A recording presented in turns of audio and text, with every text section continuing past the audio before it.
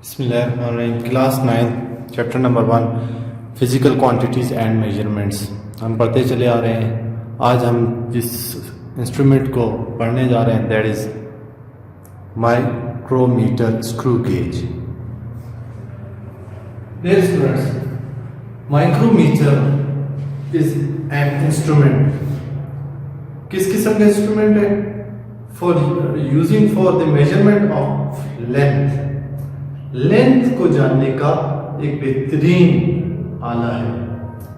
It measures up to 0.01 millimetre. 0.01 millimetre का मतलब ये है कि ये 1 मिलीमीटर के 100वें हिस्से तक 100th पार्ट तक आपको सही लेंथ, प्रिसाइज लेंथ कैलकुलेट करके दे सकता है। ठीक सही दुरुस्त हालत में 0.01 मिलीमीटर की लेंथ आपको मेजर करके दे सकता है।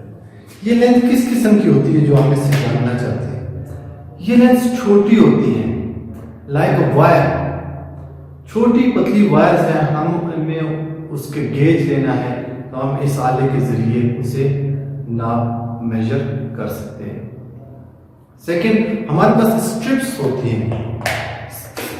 स्ट्रिप्स, अब इसकी विड्थ हम किसी भी दूसरे आले से नोटिस नहीं कर सकते हैं। हम माइक्रोमीटर या स्क्रू गेज को यूज करते हैं ताकि इसकी लेंथ हमें विड्थ मालूम हो सके। स्ट्रिप्स के साथ छोटी चीजों के डायमीटर्स मालूम करने के काम ये आता है। माइक्रोमीटर या स्क्रू गेज के पार्ट्स क्या क्या हैं, हम इन्हें क्या कहते हैं, मैंने इस तरह से ड्रॉ किया है, मैं आपको इसी तरह से ही बयान करता हूं।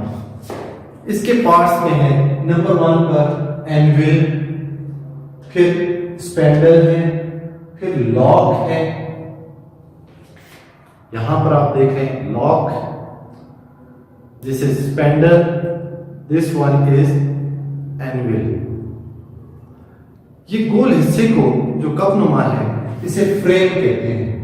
फ्रेम के अगले हिस्सा जो कि सर्कुलर है, इस सर्कुलर पार्ट को मेन स्केल या लीनियर स्केल कहा जाता है। अब आपको ये दिख रहा होगा। इसके बाद एक गोल और हिस्सा है जो थोड़ा उभरा हुआ है, इस पार्ट को हम सर्कुलर स्केल कहते हैं। सर्कुलर स्केल का बैक साइड जो कि पकड़ने के काम आता है इसे थंबल कहा जाता है।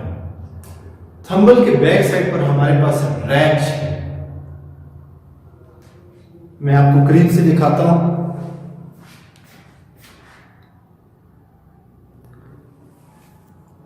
Anvil, spindle, lock,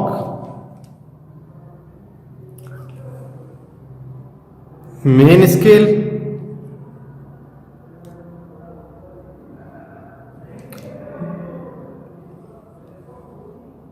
main scale या लीनियर स्केल, सर्कुलर स्केल, फिर थंबल एंड देन रैच। ये इसकी मेन पार्ट्स हैं। Anvil, frame, spindle, lock, linear scale, main scale, circular scale, आप देख रहे हैं थंबल, रैच। मैंने इसी तरतीब से इन्हें डाउनवर्ड लिख दिया है। Anvil, spindle, frame, main scale, linear scale, circular scale, thimble, ratchet. Dear students, इसमें और भी बहुत कुछ है and that is main scale के ऊपर इसकी कंपोजिशन क्या है। मेन स्केल के ऊपर 0.5 mm यानी ½ मिलीमीटर की जो लाइन्स है वो कैलिब्रेटेड है, इसके ऊपर ड्रॉ की गई है। सेकेंड है सर्कुलर स्केल, 0.5 या बाद में 1 मिलीमीटर जो है वो कैलिब्रेट की गई होती है। नंबर 2, सर्कुलर स्केल पर अगर 0.5 mm का स्क्रू गेज है तो उस पर 50 डिविजन्स उसके ऊपर होंगे। और अगर हम 1 mm का मेन स्केल कैलिब्रेट किया गया है तो उस पर 100 इक्वल डिविजन्स इसके ऊपर 100 इक्वल डिविजन्स होंगे। इसके बाद एक और अहम चीज है, that is pitch of screw gauge. Pitch क्या है? दरअसल ये पूरे का पूरा इंस्ट्रूमेंट एक स्क्रू पर मुश्तमिल है। आप देख रहे हैं ये फ्लो कर रहा है, मूव कर रहा है फॉरवर्ड एंड बैकवर्ड। दरअसल सेंटर में एक स्क्रू है। उस स्क्रू की जो 2 लाइंस हैं, थ्रेड्स हैं, उन थ्रेड्स के दरमियानी डिस्टेंस को हम पिच कहते हैं।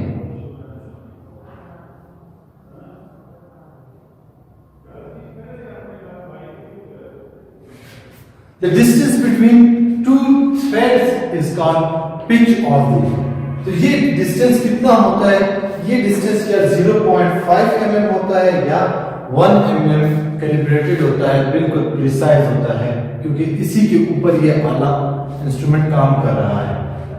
Distance covered on main scale, जब थंबल को 1 कंप्लीट रोटेशन दी जाए, थंबल इज गिवन 1 कंप्लीट रोटेशन, तो इसका जो डिस्टेंस है, इस डिस्टेंस को हम pitch of the screw gauge कहते हैं। Distance between 2 consecutive threads of screw is called pitch. ये दोनों इसी की डेफिनेशंस है। फिर डिस्टेंस फिर आ गया, अगर इस आले में पिच 0.5 है तो उसके अगेंस्ट सर्कुलर स्केल के ऊपर 50 डिविजन्स ड्रॉ होंगे। और अगर pitch of that screw is 1 millimetre, then circular scale के ऊपर, this one is circular scale, इसके ऊपर आपको 100 डिविजन्स देखने को मिलते हैं। 2 किस्म के होते हैं ये। अब इसकी प्रिसाइज लेंथ की हमने बात की थी। प्रिसाइज लेंथ, कितनी प्रिसाइज लेंथ ये दे सकता है? ये प्रिसाइज लेंथ को हम कहते हैं लीस्ट काउंट ऑफ। सबसे वो छोटी लेंथ जो ये कैलकुलेट कर सकता है वो क्या होती है? लीस्ट काउंट क्या होता है? The smallest distance that can be measured, वो छोटे से छोटा फासला जो ये मेजर कर सकता है, जिसकी पैमाइश की जा सकती है। फार्मूला क्या है? Least count is equal to pitch of screw. Pitch of screw इधर विल बी 0.5 और 1 mm number of divisions on circular scale. इसी फार्मूले को इस्तेमाल करते हुए हमारे पास 2 हिस्से बन जाते हैं। अगर हम इसका लीस्ट काउंट कैलकुलेट करना चाहते हैं तो that is if pitch is 0.5 mm, अगर स्क्रू के ऊपर पिच का डिस्टेंस जो है वो 0.5 mm है, तो हमारे पास 50 इक्वल डिविजन्स होते हैं मेन स्केल के ऊपर।